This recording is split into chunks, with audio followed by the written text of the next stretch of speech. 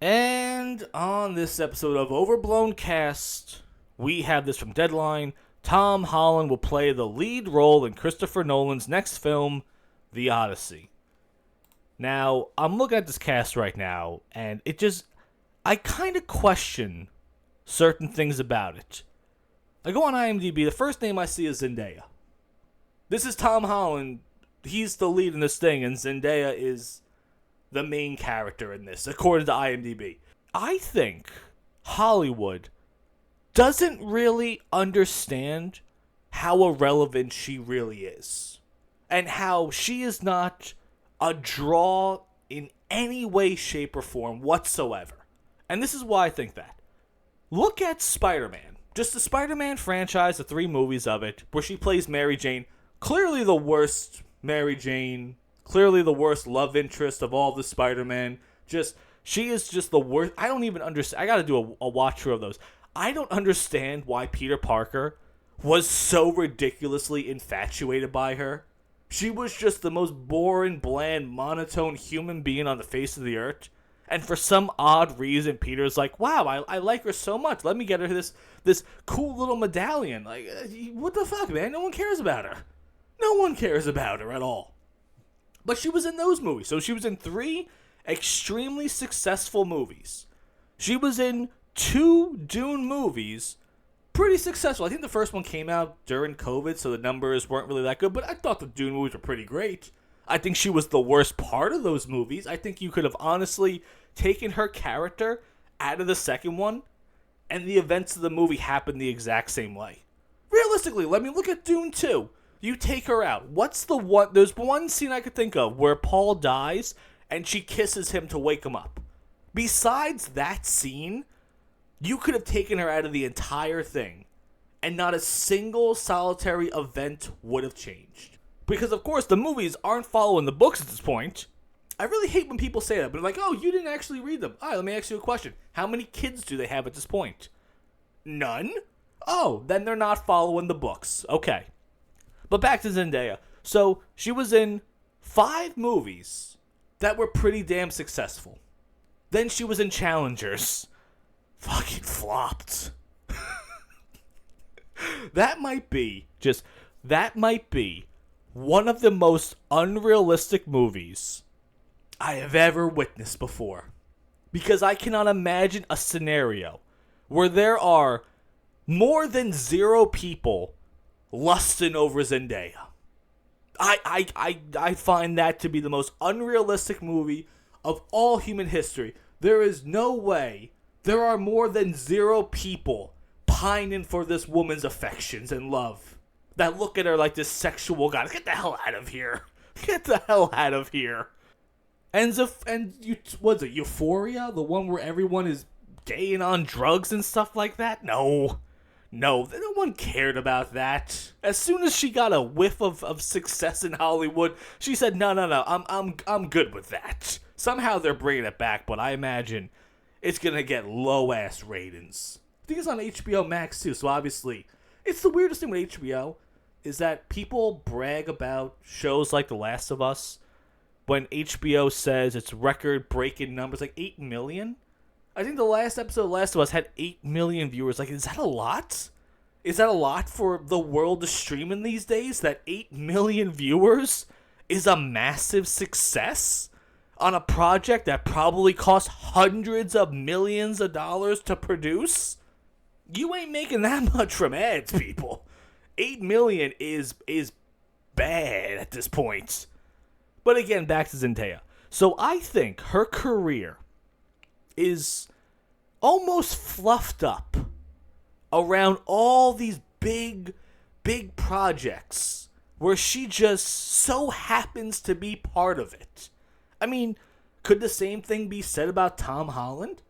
Outside of Spider-Man, are there massive successes on the career of Tom Holland? Uncharted came out. I didn't see it. Did you guys see it? Was that it's been years since that came out. I haven't heard about an Uncharted 2 coming out. Are we trying to get Uncharted 2 made? No. I'm looking at his IMDb page right now. His upcoming stuff. We have The Odyssey, Untitled Spider-Man sequel, and American Speed. I don't know what American Speed is going to be, but it's probably going to suck. But yeah, looking at Tom Holland's career, I don't, outside of Spider-Man, I'm not seeing anything.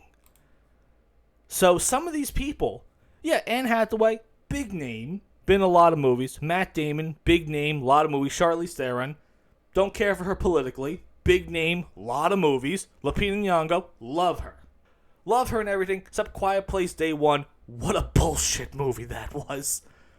I don't understand. Imagine if you're writing a story, and you start it off, and you're thinking to yourself, just in your mind, I'm thinking, okay, I need to make my main character. I want to make her the most unlikable bitch on the face of the earth. That's how they started this off. That's how a human being started the script of A Quiet Place Day One. I'm going to make my character someone that everyone hates and can't stand. That I have zero sympathy for the entire movie. And then at the end, when she does some heroic sacrifice, I'm there thinking, good. We don't need you. How did you do that?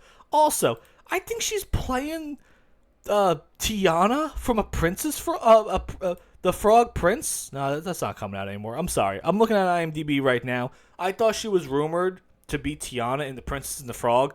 She's like 40 years old. She's not playing a 19-year-old, but you know what? Hollywood would totally do that. But back to this cast list up. We got John Bernthal. You know, he's good. It's the Punisher.